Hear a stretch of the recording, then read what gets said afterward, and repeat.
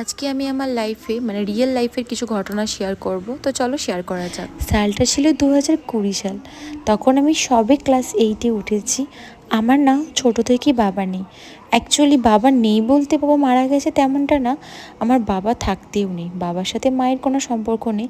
তাই আমি আছি নানার বাড়িতে। আমার নানা ছিলেন পেশায় একজন স্কুল শিক্ষক, মানে তিনি একটা স্কুলে পড়াতেন।